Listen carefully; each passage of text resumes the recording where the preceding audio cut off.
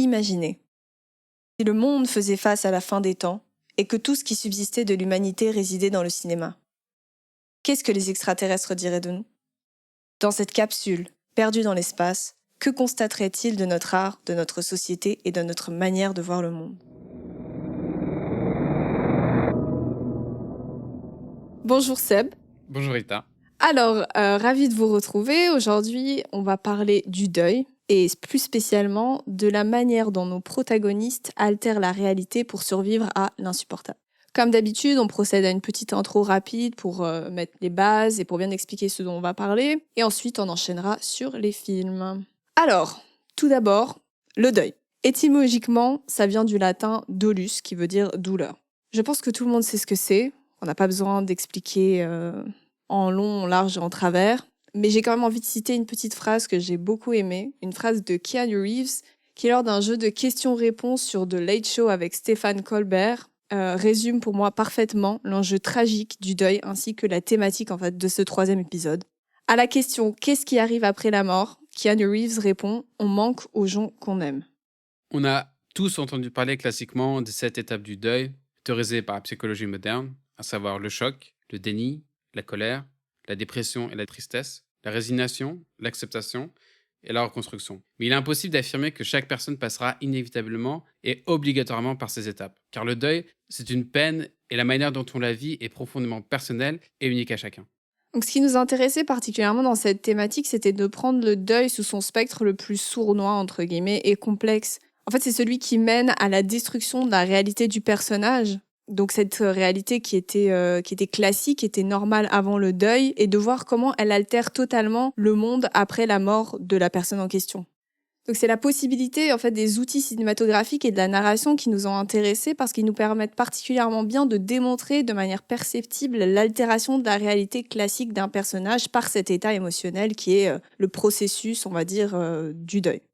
Ce qui est profondément unique avec le deuil, c'est qu'il ne peut être présent sans amour. Après tout, on éprouve cette épreuve que pour les personnes qui nous sont proches. Ces films, ils dépeignent pour chacun une forme singulière du deuil, mais le point commun de tous ces personnages, comme toute personne, c'est précisément la perte de cet amour. Car l'amour, c'est la seule chose qui nous relie entre nous, les êtres humains, et cela au-delà même des frontières de la mort. Si vous voyez mon propos, vous savez probablement ce que je m'apprête à citer. Dans Interstellar de Christopher Nolan, il y a cette phrase de Amelia Brand qui résume tout ce dont nous allons parler aujourd'hui. De toute chose que nous percevons, seul l'amour transcende les dimensions temporelles et spatiales. Bienvenue dans Cinématrice.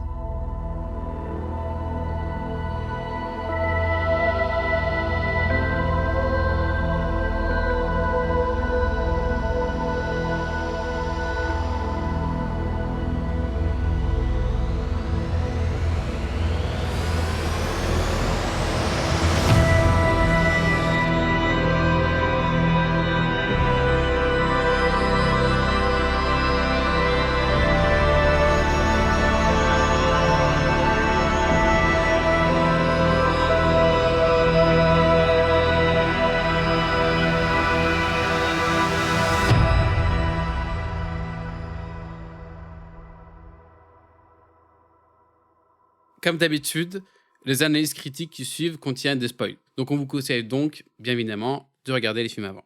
Alors on va commencer avec Madre, qui est sorti en 2020. C'est un film écrit et réalisé par Rodrigo Sorogoyen, accompagné à l'écriture par Isabella Peña. Au casting, on a Marta Niento, qui a gagné le prix de la meilleure actrice à la Mostra de Venise de 2019, Jules Poirier et Alex Brendemoul. De base, le film était un court-métrage qui correspond globalement à la toute première scène du film. Et c'est par la suite qu'ils ont décidé, avec les producteurs et l'actrice principale, de l'adapter en film. Pour le synopsis, 10 ans se sont écoulés depuis que le fils d'Elena, à leur âge de 6 ans, a disparu. Aujourd'hui, Elena y vit et y travaille dans un restaurant au bord de mer. Dévastée depuis ce tragique épisode, sa vie suit son cours tant bien que mal. Jusqu'à ce jour où elle rencontre un adolescent qui lui rappelle furieusement son fils disparu. Alors on commence très fort avec ce film. On a une scène de début qui nous plonge en temps réel dans le drame avec un long plan séquence.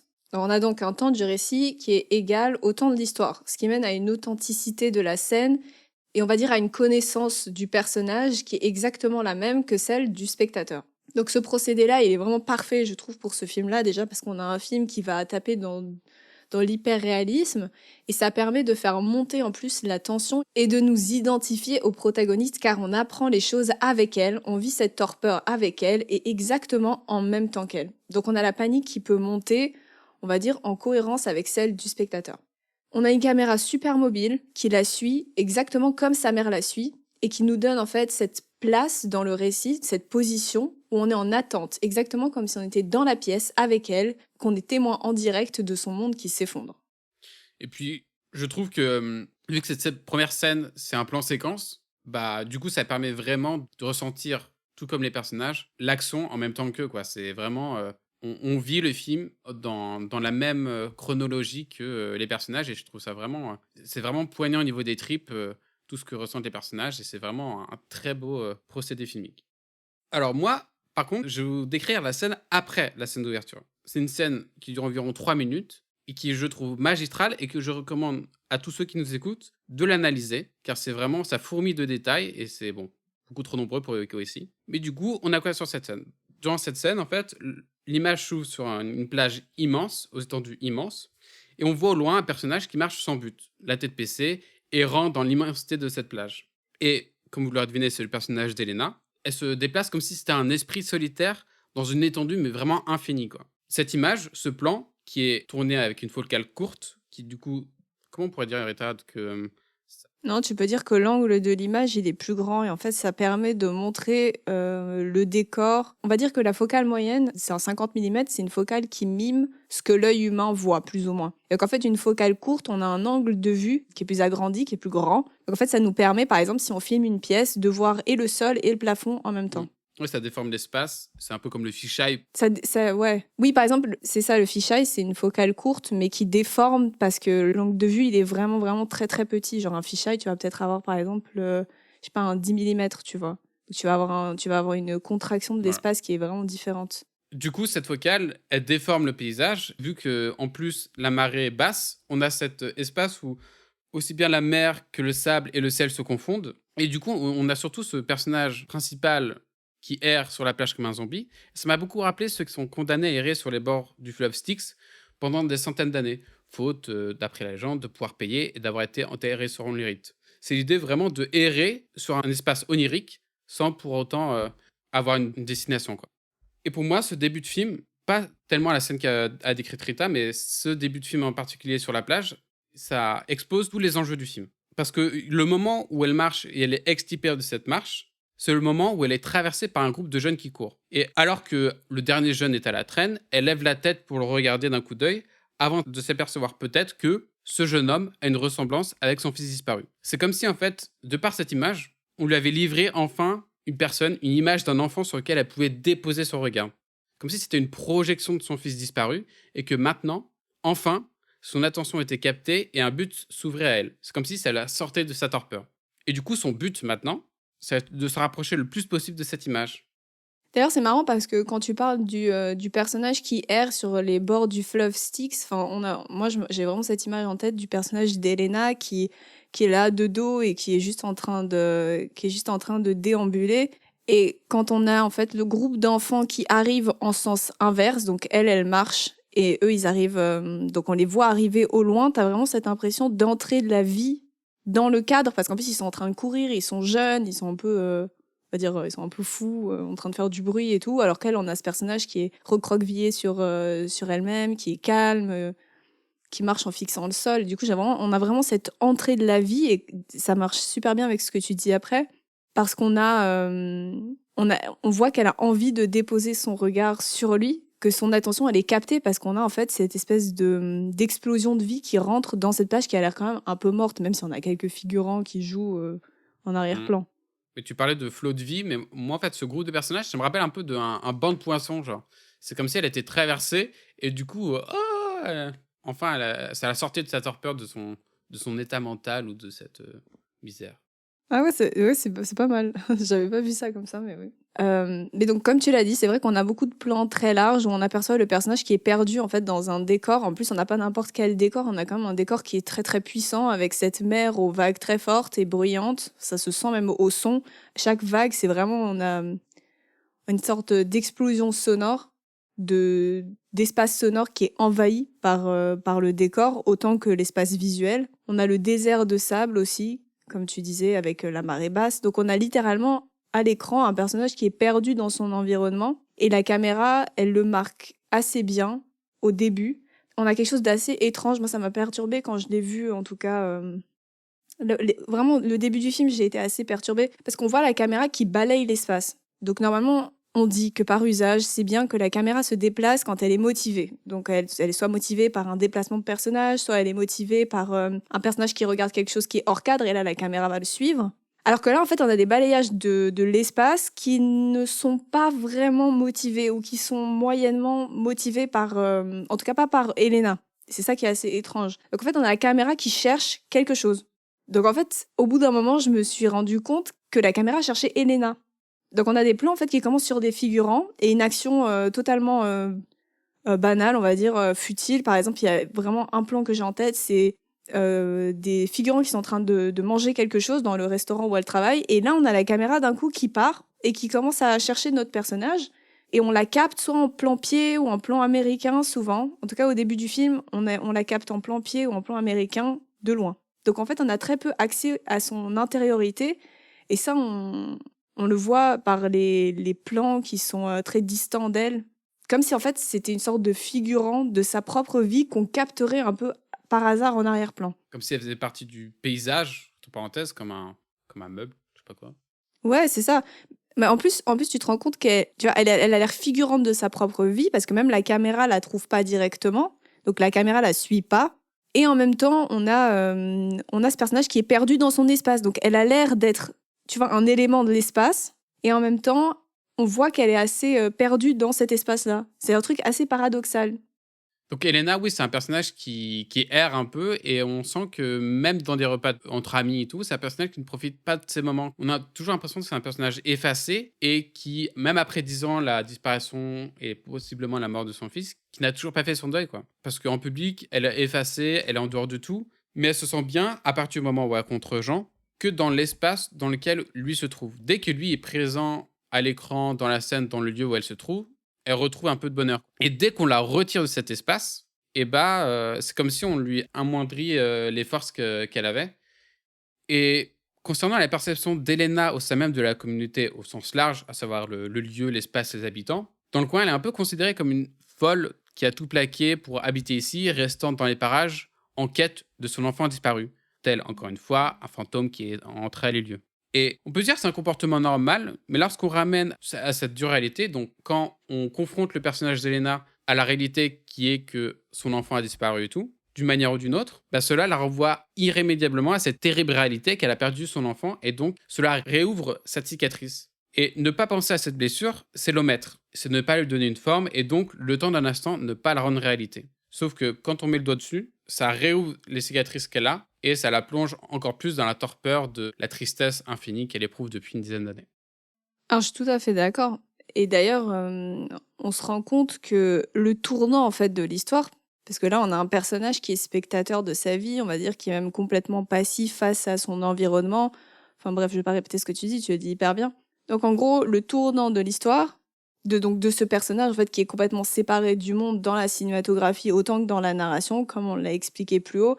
Surtout je trouve que le personnage est très bien caractérisé au niveau du récit parce qu'elle parle mal la langue, elle est immigrée, donc elle a en plus aucune attache au lieu, c'est même pas son pays natal, et elle a un refus complet du téléphone, donc elle veut pas du tout l'utiliser, certainement à cause de son traumatisme, mais je trouve que dans le téléphone, il y a aussi l'idée du lien aux gens, c'est littéralement un appareil qui nous permet d'être atteignable par le monde extérieur, donc tout ce qu'elle rejette. Et donc la seule personne, et ça c'est marrant, la seule personne avec qui elle accepte en fait de parler au téléphone, c'est la seule personne qu'elle autorise à atteindre. Donc même en fait son compagnon lui fait plusieurs fois la remarque pourquoi tu réponds pas au téléphone, pourquoi tu ne l'allumes pas et tout. Et la seule personne avec qui elle parle au téléphone, c'est Jean. Et à la fin, mais ça on y reviendra, c'est le père de son fils disparu. Et donc, comme je disais, le tournant de l'histoire, c'est pour moi l'apparition de Jean. Et c'est là qu'on a une bascule, je pense, assez évidente entre la réalité, donc tout ce qu'on a décrit avant, et on va dire le début de l'illusion. Donc potentiellement aussi le début de son processus de deuil. Et ce bouleversement, je trouve qu'il se caractérise parfaitement au moment où elle se trouve sur la plage. Donc, comme tu as décrit, où tu as ces jeunes qui arrivent comme un banc de poissons. Et là, pour la première fois, on voit Elena qui fait un mouvement rapide et spontané. Et pour moi, c'est vraiment l'entrée, pas de l'activité, mais c'est l'entrée de l'action chez elle, donc chez le personnage complètement passif. On a une entrée de l'action avec ce mouvement rapide lorsqu'elle aperçoit Jean à la place. Et en fait, qui se poursuit avec le fait qu'elle le suive jusque chez lui. Et ici, on a une altération qui, pour moi, est plus subtile que dans Serre-moi fort, le film d'Amalric, comme on le verra après, parce que l'intériorité d'Elena, elle ne nous est pas aussi accessible. On a un personnage avec des intentions et un intérieur qui, je trouve, est très opaque. Donc, je disais, on a une sorte de vide. Et d'ailleurs, il me semble même qu'il n'y a pas de musique dans ce film, ou qu'il y en a très très peu. Et je trouve que ça vient bien caractériser le vide intérieur du personnage, parce qu'on a très peu de distraction, en fait. Enfin, bien sûr que la musique n'est pas qu'une distraction, mais non, mais je veux pas, tu vois, je veux pas dire des trucs. Mais c'est vrai que souvent dans un film, on a la musique qui vient accompagner les sentiments d'un personnage ou qui vient accompagner une action. Et là, la plupart du temps, j'ai l'impression que soit la musique est très discrète, parce que je trouve qu'elle est oubliable au final. Donc soit on a une musique très discrète, soit on n'en a pas. Bah, moi, vraiment, la musique, je l'ai entendue véritablement quand Elena et Jean sont ensemble. Il y a vraiment des envolées lyriques dans la musique et c'est, comme Oui, tu dis, les seuls moments où on l'a décrit. Sinon, dans le reste du film, on n'entend rien du tout, effectivement. c'est ça. Et même cette musique, la plupart du temps, elle est intradiégétique. Donc, elle est en fait, c'est des personnages à l'intérieur du film qui écoutent une musique. Par exemple, Jean qui lui fait écouter quelque chose. Oui, Donc, on n'a même pas de musique qui est off et qui viendrait en fait juste pour guider l'émotion du spectateur. On a vraiment une sorte de vide. c'est exactement ça. Et les seuls moments où Elena écoute de la musique, c'est via le prisme de Jean, que ce soit sur la plage, à la toute fin du film, ou même quand les deux sont dans le bar. Quand Elena va chercher des alcools pour les amis de Ah Jean, oui. c'est lui qui décide et Mhm. qui prend l'initiative de mettre de la musique. Donc c'est que via Jean que Elena arrive à toucher un peu de musique. Oui, il y a la fête aussi qui se passe juste avant. On a cette fille qui arrive et qui décide de mettre de la musique. Ouais. J'ai l'impression que la musique, à aucun moment, il vient du personnage d'Elena, parce que pour moi, c'est vraiment un personnage qui est vide. Et comme son intérieur est vide, je trouve que c'est une bonne idée de le faire passer par le son Mm. pour que nous-mêmes, en fait, on se sente pas transporté en tant que spectateur, mais vraiment dans la pesanteur, on va dire, de ce qu'elle ressent. Et je pense que ce vide intérieur, on peut l'affirmer sans trop prendre de risques, que c'est parce qu'il n'y a pas eu d'acceptation de la mort disparition de son fils. Et par conséquent, il n'y a pas de reconstruction du personnage. Donc en fait, on a un personnage qui stagne dans les ruines de son passé. Et malgré les débuts de reconstruction qu'on peut voir, par exemple, avec son compagnon, le déménagement qui est censé arriver, on sent qu'en fait, ça ne vient pas d'elle. Donc, on a de nouveau un personnage qui est passif. Et c'est comme si c'était le monde qui essayait de s'accrocher à elle et qui l'a poussée à s'accrocher, mais sans aucune réciprocité. Le seul moment où on a une forme de réciprocité, c'est quand elle bascule dans l'illusion et qu'elle se met à suivre Jean, qu'elle se met à lui parler, qu'il commence à construire une relation, même s'il y a beaucoup qui viennent du personnage de Jean, je dis pas. Mhm. Ton blague.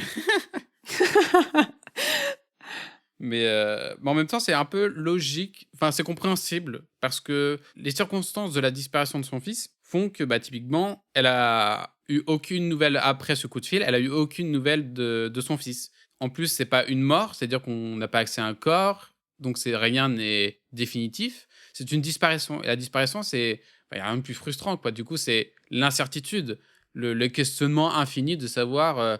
Qu'est-il advenu en l'occurrence ici, de mon fils, quoi. Et du coup, les disparitions sont souvent vues comme étant quelque chose qui ralentit le deuil, parce que du coup, on reste toujours dans un questionnement infini, une interrogation de se dire est-ce qu'on va le voir débarquer un jour sur le palier de notre porte et tout. Et je pense que ça joue énormément sur la difficulté que le personnage a à véritablement faire son deuil. Oui, et d'où le fait que c'est des personnages aussi peut-être qui se créent plus facilement des illusions. Parce que comme tu l'as dit, il n'y a pas de concrétisation directe de la mort du fils. On le voit pas. Et d'ailleurs, il y a même un rêve qu'elle fait où elle imagine en fait ce qui aurait pu se passer ou ce qui s'est passé. Enfin, on sait plus. On est tout le temps dans une sorte d'abstraction de la pensée, vu qu'on n'a pas de moyen d'accéder à j'ai envie de dire, à la vérité, donc, ou à ce qui s'est véritablement passé. Et c'est sûr que ça contribue, je pense, énormément à créer une illusion ou à les laisser divaguer en fait. Et on a exactement le même drame qui arrive au personnage de Clarisse dans Serre-moi fort. On se rend compte que c'est aussi une disparition et je pense que c'est pas pour rien que les deux personnages traversent on va dire, une forme de deuil qui est à peu près semblable. Oui, tout à fait, hein, tout à fait. Donc pour revenir sur la réalité, on se rend compte que sa réalité, elle prend une tournure totalement différente à la rencontre avec Jean. Parce qu'il y a la création, pour moi, entre les deux d'un microcosme où ils vivent une relation aussi à part que dérangeante. Et je pense que c'est le mot.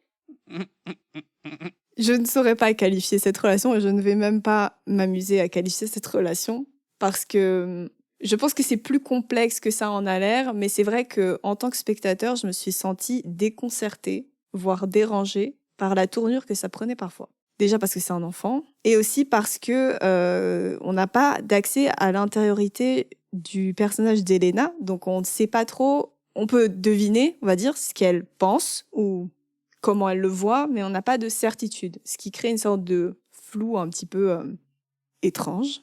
On sent que Jean, ses intentions, elles sont relativement simples à cerner, entre parenthèses, dans le sens où bah, on sent vraiment au début du film qu'il la drague, du moins qu'il reçoit le regard d'Elena sur lui et en profite et le cultive. Et on se dit Mhm. peut-être que c'est un enfant en manque d'amour, hein. On apprend dans le film qu'il vient de se faire plaquer durant l'été dernier, je sais pas quoi. Et donc, du coup, c'est un personnage qui en demande et qui Mhm. reçoit un regard d'Elena et qui l'interprète peut-être sous forme d'amour. Et elle, comme tu dis, ouais, c'est difficile de cerner ce qu'elle ressent véritablement pour lui, quoi. Elle sait en tout cas que c'est pas son fils. Ça, on est presque sûr et certain parce qu'il vient de Paris. Et pourtant, bah, malgré cette vérité qu'elle a quand même inconsciemment, elle peut s'empêcher de le revoir. C'est un peu comme une drogue pour elle. Elle sait qu'elle devrait pas, mais pourtant, elle ne peut s'empêcher. Donc, il y a une notion d'interdit et en même temps, c'est ça parce que c'est à aucun moment des avances, ça c'est sûr. Mais c'est pas ça non plus, genre, ce genre de relation. Non, c'est pas ça. Mais c'est pour ça que je dis c'est juste dérangeant parce qu'on ne sait pas. Lui, ok, c'est un gamin. En plus, je pense qu'il y a un truc aussi peut-être avec les adolescents, on va dire de genre masculin, qui ont tendance à peut-être apprécier le challenge des femmes plus âgées.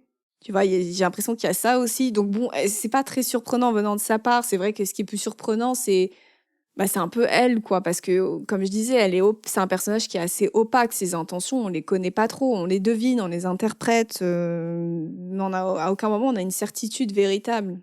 C'est peut-être de là que ça vient aussi. Ouais, mais du coup, bah, on a vraiment l'impression qu'il y a un complexe d'Oedipe, dans les 2 sens qui se forme et c'est vraiment déstabilisant, quoi. Mais surtout, lui, c'est vrai qu'il y a un truc un peu conflictuel avec sa mère. Donc, je trouve que Jean n'a pas une relation qui a l'air très affectueuse avec sa mère. Et après, c'est vrai qu'Elena, oui, elle est obsédée par l'idée de son fils. Donc, peut-être qu'elle se sert un peu de lui pour faire son deuil inconsciemment. Et lui, il l'accepte parce que, comme on le découvre plus tard, il sait pour son fils. Enfin, il sait qu'il s'est passé quelque chose pour son fils. Mmh. Et lui, il se sert peut-être aussi un petit peu de ça pour servir son propre intérêt. Donc, on a juste les deux personnages qui vivent dans cette bulle fictive qui va et qui doit prendre fin, mais qu'ils utilisent en fait pour vivre, on va dire, ou pour traverser un instant de leur vie. Oui, vraiment, on a l'impression que les 2 personnages s'auto-utilisent à des fins émotionnelles. L'une, c'est pour, son deuil et l'autre, c'est vraiment pour, peut-être qu'il est des mommy issues, hein, je sais pas, mais comme tu dis. Mais, oui, on a l'impression que les 2 s'auto-utilisent émotionnellement pour, faire face à, une phase dans leur vie où ils ont besoin d'amour, quoi. Oui, oui. Mais par contre, quand même pour revenir à la cinématographie du film, je trouve qu'on remarque quand même quelque chose d'assez intéressant, c'est que au moment où Elena et Jean parlent pour la première fois, quand ils sont dans le café, on a tout de suite des plans qui se resserrent. Jean, je trouve qu'il y a souvent des plans assez serrés, on le voit bien, mais on a aussi des plans qui se resserrent pour Elena, avec notamment des plans poitrine, et ce qui nous donne un peu l'impression en fait d'entrer dans leur bulle. Après, il y a différentes interprétations, mais moi, j'aime bien le fait qu'on se rapproche des personnages parce que Jean, c'est aussi une porte d'entrée pour le spectateur qui nous permet on va dire, de se rapprocher du personnage d'Elena parce que je trouve que c'est quelqu'un d'assez extraverti, genre il pose beaucoup de questions, il est très désinhibé, j'ai l'impression qu'il s'en fout complètement de ce que les gens peuvent penser ou quoi, et lui, il arrive et il fait son truc et il va là où ça le plaît Et c'est pas très, ça a pas l'air d'être très important pour lui. D'ailleurs, je trouve qu'il se définit très bien et dit que ce qu'il préfère dans la vie, c'est manger, écouter de la musique, les filles, faire du surf. Et pour moi, c'est le personnage qui incarne extrêmement bien la vie, alors que elle, son fils, incarne extrêmement bien justement la mort. Et là, je trouve qu'on a une opposition qui est très efficace. Et on se demande pourquoi d'ailleurs elle choisit Jean plutôt que son fils, hein, parce que c'est beaucoup plus facile d'accepter la vie, comme tu dis, et le bonheur, plutôt que de se confronter à la perte, possiblement la mort et tout ça. Donc c'est logique que le personnage, en un sens, se tourne et se mette, comme tu l'as dit si bien, dans une bulle pour échapper à toutes les réalités empiriques. Mais c'est surtout qu'elle a accès à, enfin, elle a accès à Jean déjà, alors que son fils non. Et ensuite, il y a aussi je pense qu'il y a aussi l'idée, comment dire, il y a l'idée quand même de retour à la réalité qui est nécessaire, parce qu'elle peut pas vivre dans ce déni pendant, ou dans cette impossibilité de reconstruction pendant une éternité. Et je pense que peut-être inconsciemment, elle choisit aussi la vie parce qu'elle sait que c'est ce qui va la sortir de l'état de torpeur dans lequel elle est. Oui, mais j'ai l'impression que c'est plus dans le film, en tout cas, c'est plus les événements qui la forcent à sortir de cette illusion plutôt que elle inconsciemment qui Hmm, fait son petit bout de chemin. Parce que quand tu regardes les peut-être. moments où enfin, il y a un moment de bascule dans le film où vraiment elle est, comment dire, rattrapée par toutes les responsabilités, que ce soit les parents de Jean, que ce soit son compagnon à Elena, que ce soit plein Mhm. d'autres choses. Et tu sens que c'est un peu les actions, enfin, l'environnement autour de la bulle qui commence à de plus en plus vouloir percer la bulle, quoi. Et bah, inévitablement, elle se retrouve confrontée au bout du mur à devoir Oui. accepter une réalité qui s'offre à elle, quoi. Mhm. Oui, c'est vrai, c'est vrai. Oui, c'est vrai. Vu comme ça, oui. Bah, c'est surtout que malgré elle, Jean, c'est la manière qu'elle a de pouvoir mettre un visage, de mettre un corps et en fait de mettre une matérialité, je dirais, sur la disparition. Parce que, comme tu disais avant, la disparition, c'est quelque chose de immatériel. C'est vraiment l'évanouissement de la présence. Donc elle a juste la présence de son fils qui s'est évanoui et qui a suivi, c'est juste le vide. En plus, une disparition au téléphone, qui est une disparition progressive, bah, pour le coup, carrément immatériel parce qu'elle le voit pas disparaître. Et en plus, tout ce qu'elle avait de lui, c'était déjà par le biais de quelque chose d'autre, bon, par le biais d'un téléphone. Elle avait même pas sa voix directement. On avait comment on appelle ça? Un, on avait un pont entre les deux, en fait. Elle était pas témoin en direct. Mais tu sais ce que ça me fait penser? Ma comparaison est peut-être un peu trop étrange, mais ce besoin de choisir la vie plutôt que de se confronter à la réalité, enfin, choisir Jean qui est vivant plutôt que confronté à son fils un peu dead, ça me fait penser à The Servant, où Ah la oui. mère, spoiler alert, Mhm. son enfant est un peu dead, elle a fait un big baby blues, et pour l'aider à, comment dire, faire son deuil entre parenthèses, elle prend un poupon, à savoir une poupée quoi, une poupée, vraiment très, très bien faite, un peu trop bien faite d'ailleurs, pour, permettre aux jeunes mères qui ont perdu, leur enfant de guérir, essayer de guérir un peu plus. Là, c'est à peu près la même chose, sauf que c'est inversé. Au lieu que Elena prenne un poupon, mais elle prend un être humain, on va dire, mais j'ai l'impression qu'il y a la même dimension de prendre un objet, ou enfin prendre quelque chose pour se substituer à la douleur d'autre chose et prendre, la substitution comme étant un support émotionnel, pour affronter, la dure réalité de la vie. Hmm. Oui, parce que c'est vrai qu'avec Jean, elle peut remettre une identité sur un départ.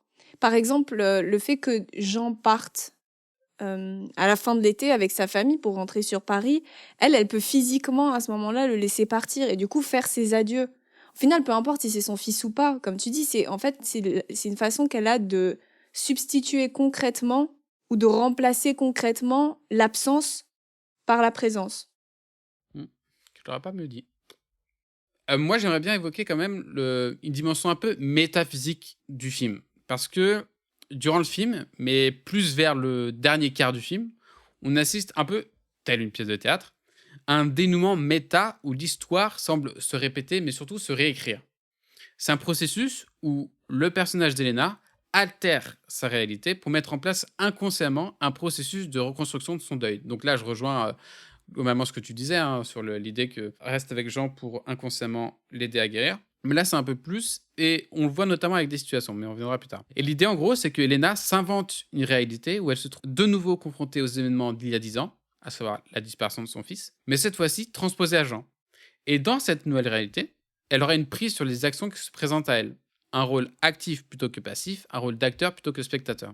Et cela se passe notamment dans 3 scènes. 3 scènes clés qui, je trouve, montrent bien la chose. La première, je ne sais pas si vous vous en souvenez, et c'est celle qui nous met la puce à l'oreille, je trouve, sur la ressemblance entre les 2 réalités, à savoir son passé où elle a perdu son fils et la réalité avec Jean. C'est cette scène où Jean, après une soirée arrosée, il décide de faire un bain de minuit dans la mer. Donc il court nu dans la mer et se plaint que l'eau est froide en poussant des cris d'effroi ou de détresse. Elena, elle est d'abord réticente, puis elle observe plongée dans l'obscurité et le perd de vue. Ici, le spectateur, comme le personnage, a accès uniquement au son. Et on est dans une situation très similaire à la situation avec le portable au tout début du film. Comme le personnage, on était vraiment la caméra et le spectateur étaient avec le personnage, on avait accès uniquement au son sur ce qu'il advenait du fils. Ici, on est dans la même situation où Jean a plongé dans l'obscurité de la mer. Je ne sais pas si vous avez vu la mer de nuit, mais on voit rien du tout. Et du coup, on a juste accès à Jean qui crie d'effroi ou de détresse parce qu'il se paye les miches. Et du coup, on a accès à une transposition de la même situation. Et c'est super intéressant de voir que sur le visage d'Elena, on a comme l'impression que le temps d'un instant, elle perdait un enfant aussi soudainement qu'il y a 10 ans. C'est une expression éphémère, aussitôt désamorcée par le retour de Jean, mais la peur, elle est bien présente, et c'est notamment la peur de revivre le traumatisme d'il y a 10 ans. Ouais, d'ailleurs, comme tu dis, on voit vraiment son expression qui change super rapidement quand elle l'entend plus. C'est vraiment un petit passage où il est en train de crier, et d'un coup, il y a le vide, on n'entend plus que les vagues. Et là, tu vois vraiment son changement très rapide de jeu qui nous rappelle exactement le changement de jeu qu'on a dans la scène d'ouverture du film, où elle est au téléphone, où elle comprend soudainement qu'en fait, son gosse est tout seul et que son père est parti. Mm. Ouais, exactement, il y a la même bascule émotionnelle, quoi, Mhm. où on est dans le bonheur et tout, et d'un coup, on va dans le real dark, really quick, quoi. Et du coup, la scène là, elle se conclut où Jean se blottit dans les bras d'Elena en voulant la réchauffer. Non, c'est l'inverse. Oui, voilà. En voulant être réchauffé, en écoutant une musique spécifique dont on en parlera plus tard. Concernant la deuxième scène, c'est la scène où Elena, je trouve, devient vraiment active, voire un petit peu trop d'ailleurs. Et c'est la scène lorsque Jean envoie plein de messages affolés de détresse à Elena, avec notamment 7 appels manqués et tout. Et là, elle ressent un besoin vital de le rejoindre, comme, entre parenthèses, une mère auprès de son enfant. Car là où il y a 10 ans, elle ne pouvait pas rejoindre son fils car il était trop loin et elle ne savait tout simplement pas où il était. Ici, c'est différent. Elle connaît là où il vit parce que, bon, elle a un peu suivi. Et du coup, vu qu'elle connaît ces 2 infos, elle décide donc, envers et contre tout, de le rejoindre. Donc, ça veut dire braver les avertissements des parents, parce que, bon, le petit Jean a des parents quand même. Et aussi pénétrer dans une propriété privée. Et donc, à l'arrivée d'Elena, Jean, il se comporte... C'est très drôle. Cette scène est hilarante. Regardez-la, s'il vous plaît. Regardez-la, c'est hilarant. Jean, il se comporte vraiment comme un enfant emprisonné, captif d'une famille qui l'empêche de voir Elena. Et la famille, à savoir les 2 parents de Jean et son frère, ils se comportent mais vraiment comme des ravisseurs.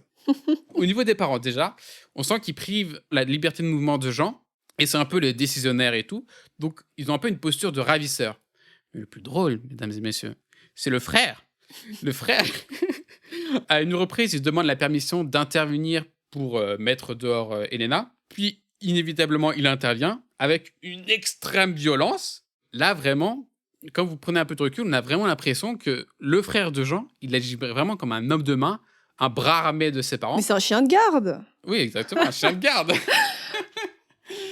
Et ce qui est intéressant ici, c'est que du coup, on a une récréation du scénario où son fils s'est probablement fait enlever par un inconnu, parce que je sais pas si vous vous en souvenez, mais au téléphone, on entendait une voix extérieure dire qu'est-ce que tu fais là et tout, machin, machin. Donc, il s'est peut-être fait enlever. Et là, du coup, on a une récréation du scénario. Mais cette fois-ci, on a Elena qui est présente et qui pourrait dire qu'elle a lutté pour changer ce destin.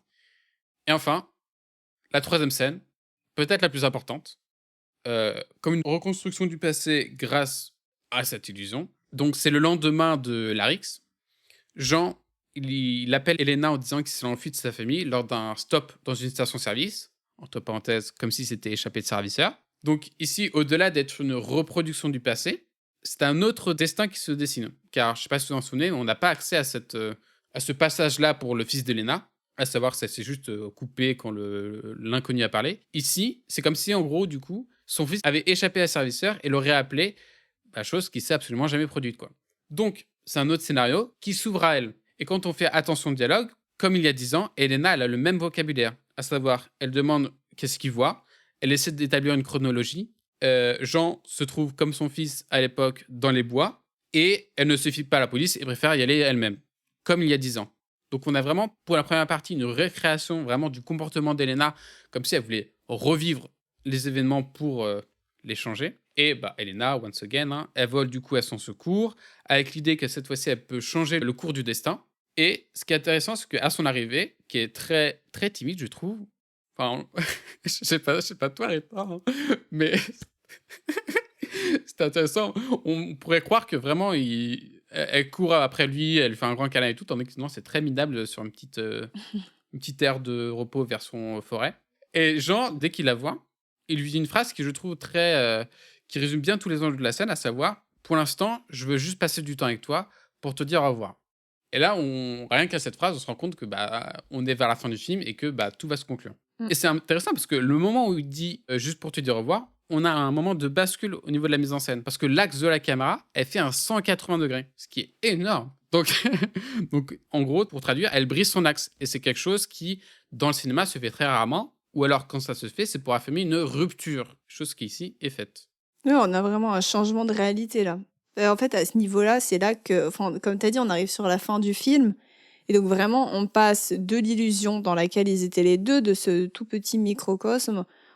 Tout ça, ça se casse avec la rupture d'axe et on revient sur la réalité. Et du coup, les enjeux de la réalité qui les rattrapent, à savoir les parents qui vont revenir quand même pour chercher leur gamin et elle qui doit passer à autre chose. Et lui aussi, d'une certaine façon. Exactement. Et impression que de par sa présence, c'est comme si Elena avait enfin brisé un maléfice, une malédiction, en donnant un autre cours à l'histoire. Probablement, ce qui hante le plus Elena, c'est l'idée qu'elle ne pourra jamais rejoindre son fils. Et ici, c'est un sort qu'elle a réussi à conjurer en retrouvant Jean pour le voir une toute dernière fois. C'est vrai que pour revenir sur ce que tu disais concernant la troisième scène, on a une reconstruction du passé, comme tu disais, donc grâce à l'illusion. Donc le fait qu'elle avait besoin de cette illusion pour avancer et que maintenant il faut qu'elle reconstruise, enfin que d'une certaine façon ça lui a permis de reconstruire le passé. Mais surtout, je trouve qu'on a un épilogue en fait à l'histoire de son fils. On a la suite qu'on aurait aimé avoir, soit la résolution de est-ce qu'ils l'ont retrouvé, qu'est-ce qui s'est passé, toutes ces informations-là qu'on n'a pas, puisque la scène d'intro coupe avec un petit carton 10 ans après et c'est tout, on n'a pas plus d'infos. Et là, on a vraiment un épilogue en fait, on a cette fin, même si c'est pas son fils et que c'est, on va dire, une projection d'une certaine façon de son fils, on se rend compte que en fait, reconstruire le passé au présent, ça lui permet de se reconstruire sur le moment, donc de reconstruire son présent pour passer à un futur qui est, on va dire, en cohérence avec la réalité, même si à cette époque-là, même si à ce moment-là, on se rend bien compte qu'elle a déjà tout perdu, enfin, elle a perdu son compagnon et tout. Elle a réussi enfin à se reconnecter, on va dire, d'une certaine façon à la réalité. Donc elle stoppe cet état de fantôme justement pour passer à quelque chose d'actif. Et d'ailleurs, c'est là qu'on se rend compte que la première chose qu'elle fait en rentrant chez elle, c'est appeler donc je crois qu'il s'appelle Ramon, le père de son fils, pour justement parler avec lui, sachant qu'avant on n'en a pas vraiment parlé parce que cette scène est un peu compliquée, on va dire, et ça, enfin nous on essaie vraiment de se focaliser sur l'idée de deuil et d'illusion, mais c'est vrai qu'on oublie qu'il y a quand même le père dans l'histoire qu'on ne voit qu'une seule fois et qu'après on entend au téléphone, qui apparaît dans une séquence vraiment violente où Elena lui renvoie en fait tout son mépris, sa colère. Je pense qu'on peut même aller jusqu'à la haine là à ce stade, parce que c'est à cause de lui, on va dire, que son fils a disparu. Et en fait, on se rend compte que comme elle a réussi à reconstruire son passé, la première chose qu'elle peut faire, c'est en fait rappeler son ex pour justement s'excuser. Et aussi pour reconstruire quelque chose avec lui d'une certaine façon, parce que même s'ils sont plus ensemble, ils ont quand même eu un enfant ensemble, ils ont quand même traversé, on va dire, la même tragédie. Et d'ailleurs, lui qui a réussi à se reconstruire et qui lui dit d'ailleurs à un moment donné que le fait que lui ait pu avoir un autre enfant, ça l'a aidé à surpasser. Donc là, en fait, on retrouve exactement le même schéma. Donc autant Elena, elle a dû passer par l'enfant de quelqu'un d'autre, on va dire, pour se reconstruire, pour reconstruire son passé, autant lui, il reconstruit son passé grâce à l'enfant qu'il a eu avec sa nouvelle femme. Tu parlais de Elena qui vraiment exprime toute sa haine à lui. Et c'est à ce moment précis où elle exprime toute sa haine. Sinon, c'est Ouais. très perturbant d'ailleurs parce que c'est un échange très courtois au début. Un dialogue enfin une discussion de banalité. Qu'est-ce que tu deviens et tout. Tu fais du sport et tout. Qu'est-ce qu'on s'en branle. Ouais. Et c'est vraiment à partir de ce moment-là où elle apprend que Ramon a eu un fils et que ça l'a aidé, qu'elle part en vrille, ou pour elle, ça la confronte à l'idée que lui a réussi à tourner la page et elle non. Mhm. Et que je crois qu'elle envie un peu Ramon et surtout elle est en colère du fait que l'idée qu'elle soit bloquée et que lui, il a réussi à tourner la page. Bah, potentiellement, l'idée que lui soit heureux, en fait. Oui, tout à fait. Malgré tout. Comme si c'était antinomique. T'es pas possible de vivre un deuil et d'être heureux. Parce que elle, j'ai l'impression qu'elle est coincée un peu au stade où le deuil doit, en fait, peser sur elle. Parce que s'il ne pèse pas sur elle, c'est comme si elle faisait quelque chose de mal. Mm. Alors que lui, il a dépassé ce stade-là et il est déjà au stade où, ok, je peux peut-être à nouveau être heureux. Alors qu'elle, non. Oui, c'est l'idée qu'elle, elle est prisonnière de ses sentiments et que lui a réussi à briser ses chaînes. Mhm. C'est elle, à l'idée de le voir libre et pas elle, qui la met dans tous ces états et lui font dire toutes ces choses. Enfin, ils disent tous les deux des grossièretés assez inimaginables quand même. Hein. Il y a un dialogue qui lui dit quand même qui est très limite, je trouve. Mais bon, Mm. on vous le sera jugé.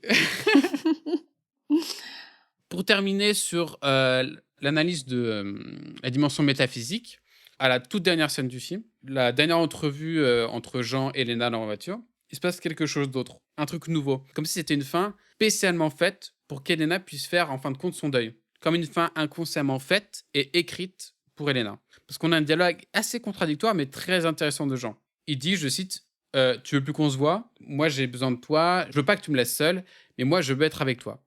Et c'est intéressant parce que, bon, c'est un peu contradictoire parce que précédemment, il a dit pour l'instant, je veux juste passer du temps avec toi pour te dire au revoir. On sent que là, il a pas trop envie de dire au revoir, le coco.